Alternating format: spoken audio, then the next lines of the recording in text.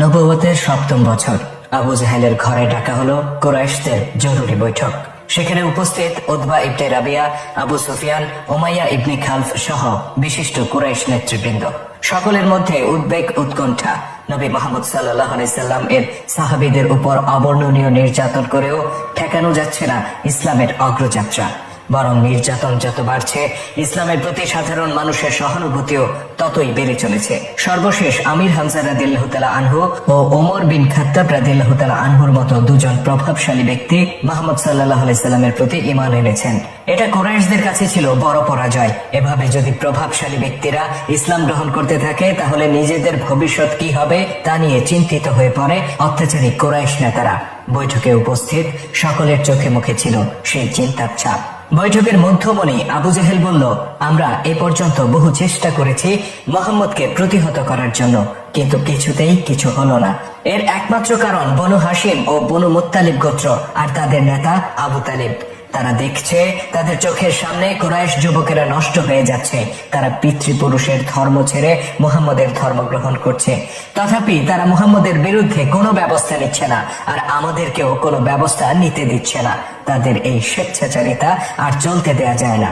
এভাবে চলতে থাকলে কিছুদিন বাদেই মক্কায় মুসলিমরা সংখ্যাগরিষ্ঠ হয়ে উঠবে, কৃতদাসেরা নেতৃত্বের জায়গায় আসবে, আর আমরা অভিজাতরা সাধারণ মানুষ হিসেবে গণ্য হব।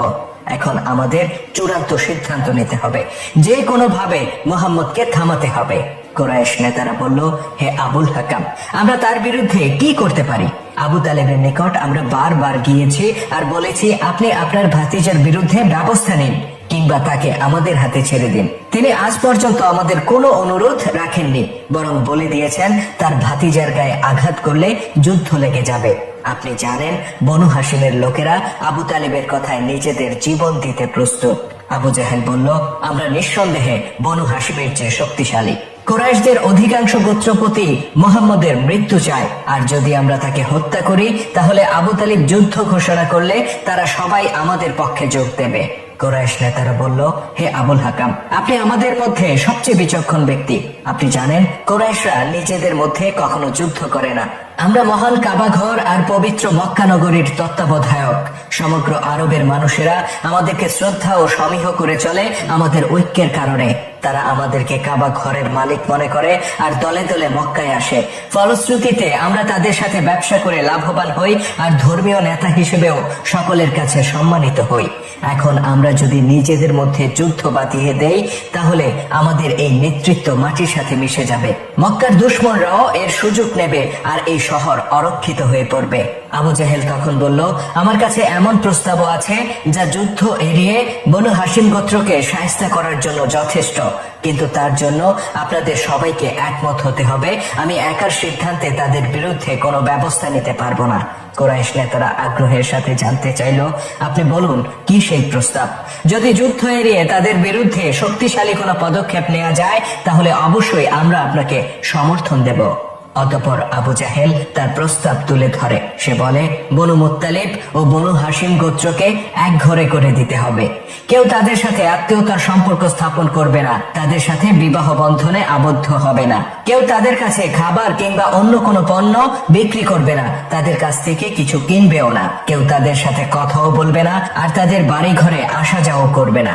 তাদেরকে বয়কট করতে হবে এবং তিলে তিলে মৃত্যুর দিকে ঠেলে দিতে হবে। তাদের অবুঝ শিশুরাও যদি মৃত্যু মুখে পতিত হয়, তাহলেও কোনো করুণা দেখানো হবে না।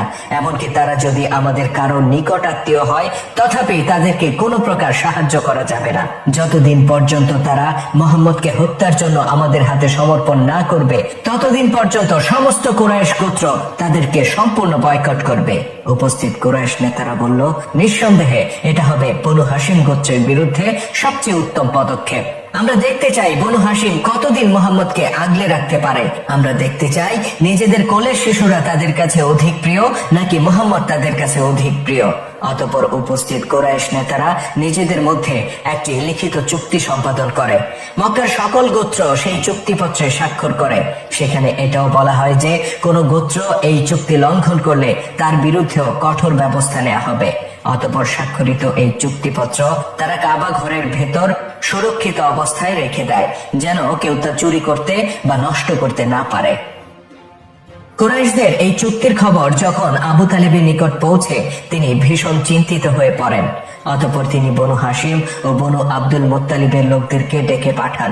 আপন গোত্রের লোকদেরকে আবু তালেব বলেন, হে আমার ভাইয়েরা, হে আমার পুত্র ও স্বজনেরা, তোমরা শুনেছ কুরাইশরা আমাদেরকে বয়কট করার সিদ্ধান্ত নিয়েছে। এখন বলো তোমাদের কি সিদ্ধান্ত? তোমরা কি মহান আব্দুল মুত্তালিবের নাতিকে তাদের হাতে তুলে দেবে? তারা বলল, আমরা কিছুতেই আপনার ভাতিজাকে তাদের হাতে তুলে দেব না। প্রয়োজনে আমরা না খেয়ে মারা যাব, তথাপি আমাদের ভাইকে তাদের হাতে ছেড়ে দেব না যখন আমরা নিশ্চিত ভাবেই জানি তারা তাকে হত্যা করতে চায়। আব্দুল মুত্তালিব তাদের কথায় আশার আলো খুঁজে পেলেন। অতঃপর শুরু হয় তাদের অবরুদ্ধ জীবনযাপন। কিছুকাল মক্কায় বসবাস করার পর তাদেরকে বাধ্য করা হয় শহর ছেড়ে নিকটস্থ একটি উপত্যকায় চলে যেতে। আবু তালিবের নাম অনুসারে এই উপত্যকাকে শিয়াবে আবু তালিব নামে অভিহিত করা হয়। সেখানে তাঁবু গেড়ে কোন রকম ঘর বানিয়ে বসবাস করতে থাকেন রসুলের পরিবার ও তার গোত্রের লোকেরা। থেকে যায় কেবল আবুল আহাব। সে ছিল কুরাইশ মুশরিকদের দলভুক্ত, যে কারণে তার সাথে কুরাইশদের কোনো বিরোধ ছিল না। সে মক্কায় মহা আনন্দে সকল সুযোগ সুবিধা ভোগ করতে থাকে। এদিকে শিয়াবে আবু তালেবে অবর্ণনীয় কষ্টের মুখে পতিত হন নবী পরিবার সহ নির্বাসিত প্রতিটি মানুষ। চুক্তি অনুসারে তাদের সাথে কেনা বেচা, বিয়ে শাদী, সাহায্য সহযোগিতা, সামাজিক লেনদেন, কথাবার্তা সবকিছু সম্পূর্ণরূপে বন্ধ করে দেয় মুশরিকরা। কিছুদিন পরেই দেখা দেয় চরম খাদ্য সংকট। অবস্থা এতটাই প্রকট আকার ধারণ করে যে রাসূল সাল্লাল্লাহু আলাইহি সাল্লাম ও তার সঙ্গীরা গাছের পাতা ও ছাল খেয়ে জীবন ধারণ করতে শুরু করেন। এমনকি কেউ কেউ জুতার শুকনো চামড়া চিবিয়ে নিজের ক্ষুধার যন্ত্রণা মেটাতে বাধ্য হন। সবচেয়ে শোচনীয় অবস্থা ছিল শিশুদের। দিনের পর দিন না খেয়ে তাদের শরীর কঙ্কালের মতো হয়ে যায়। কোলের শিশুরা ক্ষুধার তাড়নায় দিন রাত চিৎকার করে কান্না করতে থাকে। মায়েদের বুকের দুধ শুকিয়ে যায়, ফলে অবুঝ দুধের শিশুরাও মৃত্যুর দ্বার প্রান্তে পৌঁছে যায়। ক্ষুধার এই বিষাক্ত ছোবল থেকে এ সময় কেউ রক্ষা পায়নি। সচ্ছল ও সামর্থ্যবান ব্যক্তিরা নিজেদের সমস্ত ধন সম্পদ ব্যয় করে ফেলেন। আম্মা খাদিজা রাদিয়াল্লাহু তাআলা আনহা ছিলেন অত্যন্ত ধনাঢ্য নারী, কিন্তু এই নির্বাসিত জীবনকালে তিনি তার সম্পূর্ণ অর্থ ব্যয় করে ফেলেন। যে সাহাবীরা ভিন্ন গোত্রের ছিলেন তারা মাঝে মধ্যে লুকিয়ে খাবার দিয়ে যেতেন, কিন্তু এভাবে আর কতটা খাবার যোগান দেয়া সম্ভব, বিশেষ করে যেখানে বলা আছে কেউ লুকিয়ে সাহায্য করলে তাকে হত্যা করা হবে। ফলে চরম মানবেতর জীবনযাপন করতে থাকেন নবী পরিবার ও তার গোত্রের লোকেরা। তথাপি তারা ধৈর্য ও অবিচলতার পরাকাষ্ঠা প্রদর্শন করতে থাকেন। এভাবে অতিবাহিত হয়ে যায় দীর্ঘ 3টি বছর। বনু হাসিম গোত্রের প্রতি এই নিষ্ঠুর বয়কটের ব্যাপারে মক্কার সকল গোত্রের সমান সমর্থন ছিল না। বেশ কয়েকজন গোত্রপতি ছিলেন যারা এই নিষ্ঠুরতার সমালোচনা করতেন। দীর্ঘ 3টি বছর তারা নিজেদের চোখের সামনে দেখেছেন কিভাবে শ্রদ্ধাভাজন আবু তালিব ও তার গোত্রের লোকেরা চরম দুর্দশার মধ্যে দিনাতিপাত করছে। একসময় তারা বিক্ষুব্ধ হয়ে পড়েন। অতঃপর একদিন তারা নিজেদের মধ্যে ঐক্যবদ্ধ হন এবং আবু তালিবের নিকট সংবাদ পাঠান। খবর পেয়ে আবু তালিব তার ছোট ভাই আমির হামজাকে নিয়ে মক্কায় উপস্থিত হন। সেখানে কাবা ঘরের নিকট উপস্থিত হয়ে তারা দেখতে পান বেশ কয়েকজন প্রভাবশালী কুরাইশ নেতা যাদের সাথে নবীর গোত্রের আত্মীয়তার সম্পর্ক ছিল তারা সেখানে একত্রিত হয়েছেন। অতঃপর তারা সমবেত জনতার উদ্দেশ্যে বলেন, হে মক্কাবাসীরা, এটা কেমন কথা যে আমরা সুখে শান্তিতে বসবাস করব, ভালো ভালো খাবার খাবো, আর আমাদের ভাইদের ভাগ্যে, আমাদের আত্মীয় স্বজনদের ভাগ্যে সামান্য খাবারও জুটবে না? তাদের কথা শুনে কিছু লোক নবী পরিবারের পক্ষে অবস্থান নেয়। তারা বলে, আমরা এই বয়কট মানি না। আবার কিছু লোক দাঁড়িয়ে যায় যারা বলে এই বয়কট অব্যাহত থাকবে যতক্ষণ না আবু তালিব তার ভাতিজাকে আমাদের হাতে তুলে দেবেন। এভাবে তারা দুটি দলে বিভক্ত হয়ে পড়ে। এদিকে খবর পেয়ে সেখানে ছুটে আসে আবু জেহেল ও আবু সুফিয়ানের মতো ব্যক্তিরা যারা ছিল এই ষড়যন্ত্রের মূল হোতা। তারা বলে, হে কুরাইশরা, তোমরা কি ভুলে গেছো বনু হাশিমের বিরুদ্ধে এই বয়কটের চুক্তিতে তোমরা নিজেরাই স্বাক্ষর করেছিলে? তখন কি তোমাদের স্মরণে ছিল না আজকের এই দিনটি একদিন উপস্থিত হবে? মুহাম্মদ ও তার পরিবার ক্ষুধার যন্ত্রণায় মৃত্যু মুখে পতিত হবে। তোমরা কি ঠিক এই উদ্দেশ্যেই নিজেদের হাতে এই চুক্তিতে স্বাক্ষর করনি? এই কথা শোনার পর নবী পরিবারের বিরুদ্ধে অবস্থান নেয়া কুরাইশরা চিৎকার করে চুক্তিপত্রের ব্যাপারে তাদের সমর্থন ব্যক্ত করে। অন্যদিকে নবী পরিবারের পক্ষে অবস্থান গ্রহণকারী কুরাইশরা মাথা নিচু করে দাঁড়িয়ে থাকে। তাদের এই নীরবতা দেখে চাচা আবু তালেব স্মরণ করেন নবী মুহাম্মদ সাল্লাল্লাহু আলাইহি সাল্লাম এর কথা। নবী তাকে বলেছেন, নিশ্চয়ই আল্লাহ তাআলা এই চুক্তিপত্রটি ধ্বংস করে দিয়েছেন, অতএব সেই চুক্তিপত্র যেন সকলের সামনে আনা হয়। অতঃপর আবু তালেব বললেন, তোমরা কোন চুক্তিপত্রের কথা বলছো? কুরাইশ নেতারা বলল, যে চুক্তির বলে আমরা তোমাদেরকে নির্বাসনে পাঠিয়েছি। আবু তালেব বললেন, সেই অন্যায় চুক্তিতে এরা কেউ স্বাক্ষর করেনি। কুরাইশ নেতারা প্রতিবাদ করে বলল, না, এরা প্রত্যেকে সেই চুক্তিতে স্বাক্ষর করেছে।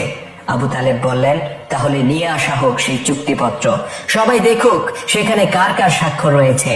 উপস্থিত আবু সুফিয়ান ও আবু জাহেলরা বলল, অবশ্যই আমরা সেটা নিয়ে আসছি, তবে মনে রেখো, চুক্তিপত্রে যদি সকল কুরাইশ নেতার স্বাক্ষর থাকে তাহলে আর কোনোদিন তোমরা এই বয়কটের বিরুদ্ধে প্রতিবাদ আন্দোলন করতে পারবে না। অতঃপর তাদের ইশারায় একজন কাবা ঘরের ভেতরে প্রবেশ করে চুক্তিপত্রটি নিয়ে আসে। অতঃপর আসে চুক্তিপত্র উন্মুক্ত করার পালা। নবী পরিবারের পক্ষে অবস্থান গ্রহণকারী কুরাইশ নেতারা তখন প্রবোধ গুনতে শুরু করে, কেননা তারা জানতেন তারা নিজেরাও এই চুক্তিপত্রে স্বাক্ষর করেছিলেন। তারা চোখ বন্ধ করে অপমানিত হওয়ার জন্য অপেক্ষা করছিলেন, কিন্তু তারা জানতেন না আল্লাহ তাআলা তাদেরকে সম্মানিত করার সিদ্ধান্ত নিয়েছেন। আবু জাহেল ও আবু সুফিয়ানের ইশারায় কাবা ঘরের দরজায় সাটিয়ে দেওয়া হয় চুক্তিপত্রটি। অতঃপর খুলে দেওয়া হয় তার বাঁধন, আর তখনই বিস্ময়ের সাথে উপস্থিত হাজারো জনতা প্রত্যক্ষ করে এক অবিশ্বাস্য ঘটনা। সম্পূর্ণ চুক্তিপত্রটি পোকায় খেয়ে ফেলেছে, শুধুমাত্র অক্ষত রয়ে গেছে সেই জায়গাগুলো যেখানে মহান আল্লাহ পাকের নাম লেখা ছিল। এর বাইরে কোনো লেখাই সেখানে অবশিষ্ট ছিল না। এই দৃশ্য দেখার পর চিৎকার করে ওঠে উপস্থিত জনতা। তারা সমস্বরে বলে ওঠে, আমরা এই অবৈধ বয়কট মানি না। আবু জাহেল ও আবু সুফিয়ানের অন্যায় নিষ্ঠুরতার তীব্র প্রতিবাদ জানিয়ে তারা বলে, তোমরা মিথ্যাবাদী, তোমরা অন্যায়কারী, তোমরা নিজেদের ভাইদের প্রতি নিষ্ঠুরতা প্রদর্শনকারী। আমরা তোমাদের এই নিষ্ঠুর ফরমান মেনে নিতে বাধ্য নই। আবু জাহেল ও আবু সুফিয়ান এই পরিস্থিতির জন্য মোটেই প্রস্তুত ছিল না। ঘটনার আকস্মিকতা তাদেরকে নির্বাক করে দেয়। হতভম্ব কুরাইশ নেতারা ভাবতে থাকে, এটা কি করে সম্ভব যে আমরা মক্কায় থেকেও জানতে পারলাম না এই চুক্তিপত্র নষ্ট হয়ে গেছে, অথচ আবু তালিব নির্বাসিত হয়েও তা জেনে ফেললেন। মূলত তাদের হৃদয় ছিল কুফরিতে পূর্ণ। অন্যথায় তারা উপলব্ধি করতে পারত মহান আল্লাহ তাআলা তার প্রিয় হাবিবের মাধ্যমে আবু তালিবকে এই সংবাদ দিয়েছেন। এই অবিশ্বাস্য ঘটনার পরেও তারা আল্লাহ ও আল্লাহর নবীর প্রতি ঈমান আনেনি সেদিন। আল্লাহ তাআলা বলেন, তিনি তাদের হৃদয় ও কর্ণকুহরে সিলগালা করে দিয়েছেন। তাদের চোখের উপর রয়েছে আবরণ, আর তাদের জন্য অপেক্ষা করছে মহাশাস্তি।